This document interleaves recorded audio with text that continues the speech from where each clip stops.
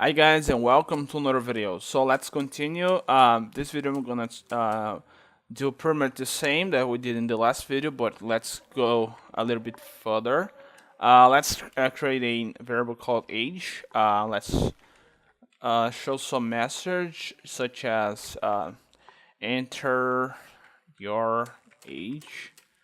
Let's rate this age as an integer. Okay. Parse console.readline.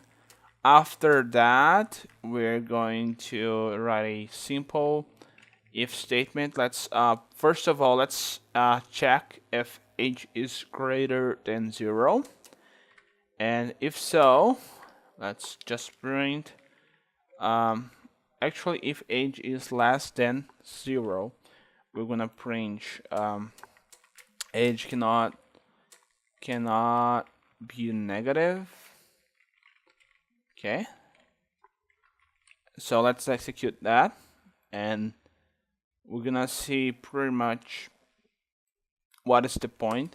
So if you type -8, it's gonna show age cannot be negative, which is true.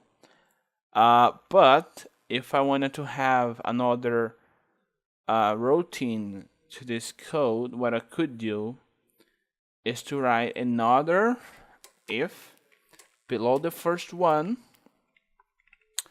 For instance, let's type age greater than 0, and you could type age can be positive. Okay, but there's a problem with this solution, which I'm gonna talk about later.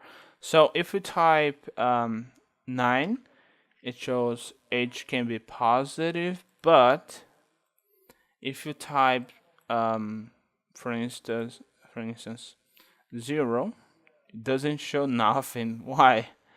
Well, 0 is neither positive or negative, so there is a bug in this program right away. So the problem is the first if and the second if are totally different. Okay, so they are not connected by any means.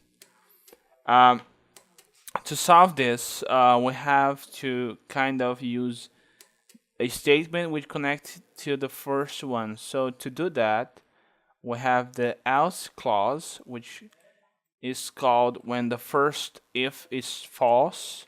Okay, so the else, which means that if the first statement false, or actually fails, we're gonna enter the second one. So if I type what I could do here is to type age is probably